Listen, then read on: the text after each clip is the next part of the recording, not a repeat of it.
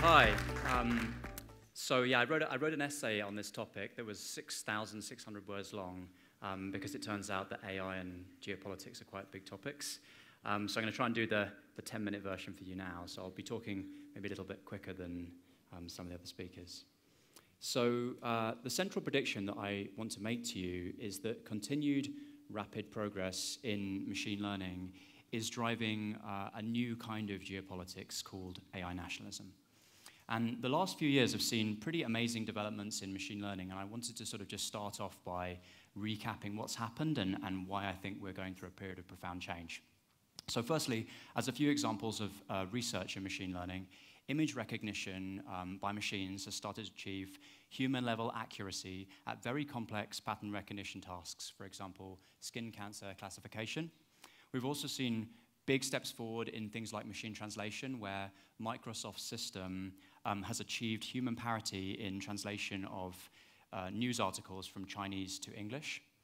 And those are examples of a technique called deep learning, which was invented a while back, but has started to really work with the amount of data and computing power we now have. Another technique that has started to be pioneered and really work is called deep reinforcement learning, and you'll hear a lot more about that over the coming years. And the most profound example of it in the last few years is when DeepMind defeated the world champion at Go using a system named AlphaGo.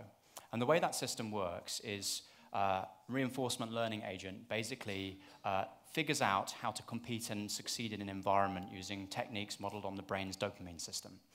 And from the time that I started studying machine learning back in, I guess, 2003, Go was always this final frontier. You know, when we get to Go, we've done it all, right? And so this deep reinforcement learning agent winning against the world champion at Go was a really big deal.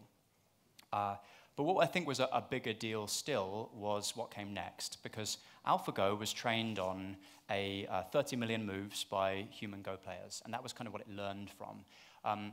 18 months later, DeepMind developed something I think was a lot more significant, which is AlphaZero. And AlphaZero did not use any moves from human players. Instead, in some sort of like nutty black box, it just played against itself ferociously, millions and millions and millions of times, and in the process of competing against itself, developed an intelligence at playing the game of Go that superseded what AlphaGo had been able to do. Which is nuts, right? In its own right, that's nuts.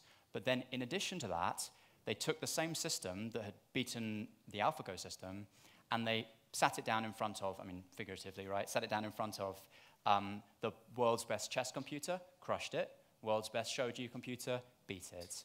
And so, you know, leading machine learning researchers that I've spoken to, they've all sort of spoken about this kind of uncanny feeling you have when you see a system that has no human information fed into it, ending up being more competent and exhibiting more transferable intelligence into other domains. So that's research.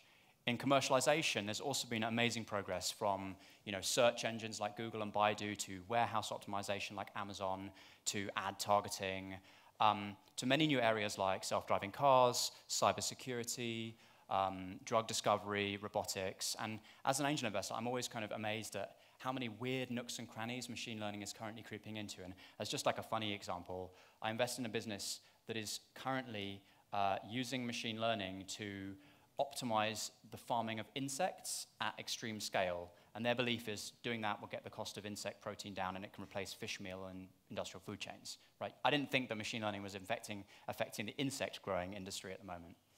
So that's what's happening in machine learning. If you accept that that's all happening and it's all happening kind of in a way that we should all be a little bit unnerved by the speed of progress, why does it matter to a state? Well, there's three main ways in which accelerating progress in machine learning could create instability in the international order. Commercial applications of machine learning will create vast new businesses, and they will destroy millions of jobs.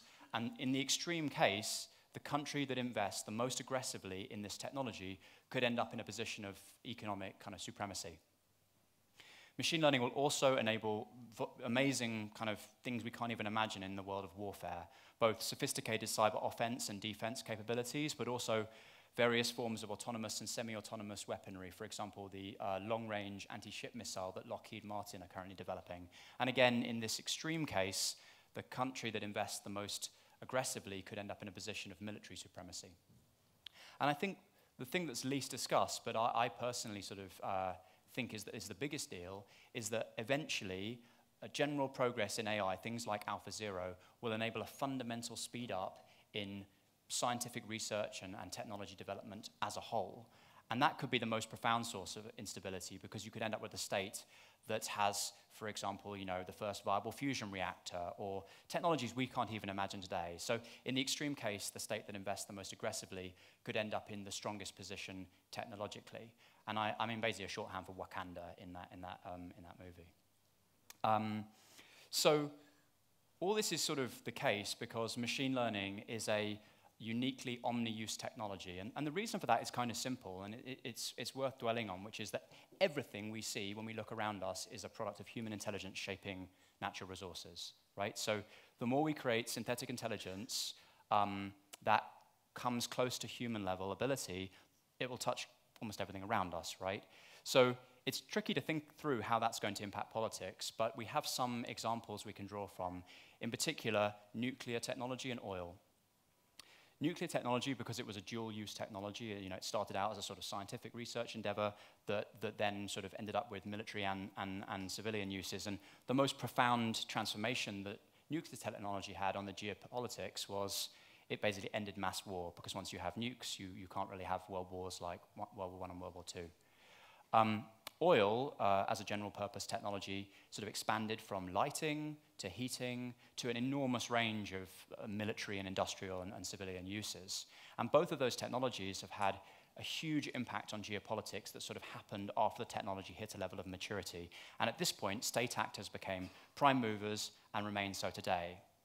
So ambitious governments have started already to see machine learning as the core differentiating general-purpose technology of the 21st century, and there's already a race underway. So in developing that, I think China is kind of the most helpful example to talk about, because they saw themselves as behind the US in AI policy and developed an aggressive set of AI policies to catch up. They introduced an explicit goal, developed at the highest level of government, that they would be the world leader in AI by 2030. They created what they're calling the BIG Fund, which is a $140 billion fund to invest in China's homegrown semiconductor industry. And that semiconductors might not seem like the thing you want to invest in if you care about AI, but most of the biggest breakthroughs we've seen commercially and research-wise in AI over the last few years have been enabled by increasing semiconductor performance. And China is in a relatively vulnerable position when it comes to semiconductors, because their imports of semiconductors from other countries are now greater than their imports of oil, and they're spending something like $260 billion a year importing semiconductors. The effects of China's aggressive, state-led mandate around AI have started to be felt. So there's a guy called Andrew Moore, who is a professor of computer science at Carnegie Mellon, and he has estimated that the percentage of research papers submitted to the leading AI conferences by Chinese researchers has increased from 5% to 50% over the last 10 years. But beyond research, Chinese AI startups used to account for about 11% of funding in 2016 and are now approaching 50% of global funding for AI startups. While China has potentially the most sort of ambitious government policy here, there is a clear and growing competition between other countries as well. So South Korea, France, the UK, Germany, and the EU have all announced national AI strategies since I first started talking about this stuff, of over $1 billion each. And beyond that investment, France, for example, has announced that foreign takeovers of AI companies by US companies or Chinese companies will be subject to government approval. And something similar is now being developed in the UK. So this may have freaked you out a bit. But I think that the impact for countries that are not the US and China is actually probably one of the most concerning things if you're based somewhere like the UK. Because while the threats and rewards of forward-thinking AI policy at a state level are common across countries, the impact of machine learning is going to vary a lot depending on where you live. And the biggest factor here is that only America and China are home to the dominant AI companies, which are Google, Amazon, Apple, and Facebook, and Baidu, Tencent, and Alibaba. And national strategy really changes if you're the home of one of these countries versus just a customer state. because these companies are making absolutely insanely large investments in this area, from custom silicon to frameworks to tons of consumer and enterprise products. And right now, they lead any state actor in their level of expertise. But at the same time, those companies are contributing to a larger and larger share of their respective equity markets, so they're like more dominant economically. In addition, they're paying less tax. The tax they're paying has declined by about a third since 2000. And the tax they're paying outside of their home markets, for example in the UK, has declined even more. So this guy called Kai-Fu Lee, who's a brilliant venture capitalist and early AI researcher, has laid out a pretty bleak view on how that plays out for countries like the UK or Senegal, who aren't the US or China. And he said, if most countries will not be able to tax these ultra-profitable AI companies of the US and China, what options will they have? I foresee only one. Unless they wish to plunge their people into poverty, they will be forced to negotiate with whichever country supplies most of their AI software, China or the US, to essentially become that country's economic dependent, taking in welfare subsidies in exchange for letting the parent nation's AI companies continue to profit from the dependent country's users. And in my view, that basically sounds like a new kind of colonialism. More worryingly still, so far, the amount of capital invested by states in this process is an order of magnitude less than the amount invested by those companies I mentioned. So McKinsey estimated that 20 to 30 billion is spent a year by those 7 big tech companies. But right now, government spending is a sort of a fraction of that.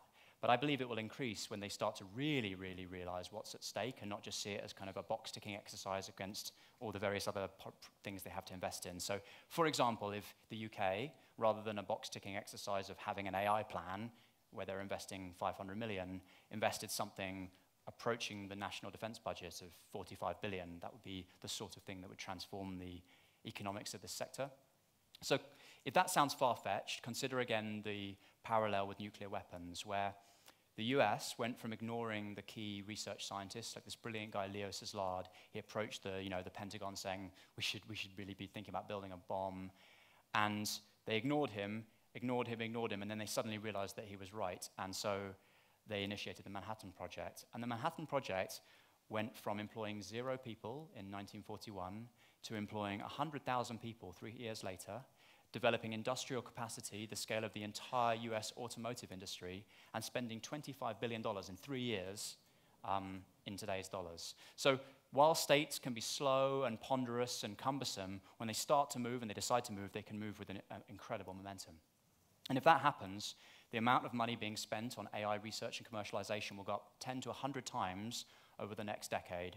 And while it's not the case that more money always kind of creates more progress, I think it's prudent to assume that there's a possibility that these kind of race conditions and this amount of capital will fundamentally speed up the pace of progress in AI. So up until now, I've tried to talk about what I think will happen. Machine learning will become a critical differentiator between states, both economically, militarily, and technologically, and it will trigger an increasing arms race, which causes progress in AI to speed up further. But there's a big difference between predicting something's going to happen and thinking it's a good idea. Nationalism historically has been a very dangerous path, and it's particularly dangerous when international norms are in flux as a result. Personally, I think there is another way forward. I believe that AI should be developed as a global public good accessible to all peoples of all countries. And I think it should be modeled on things like GPS, TCP/IP, the human genome sequence, or the English language itself, something we can all build on top of. And the best long-term structure for doing that would be some kind of non-profit global project with government mechanics that reflect the interests of all countries and all people, something kind of like a cross between Wikipedia and the UN. But that will require a kind of fundamental change in trajectory from the AI nationalism path we're on today. Thanks.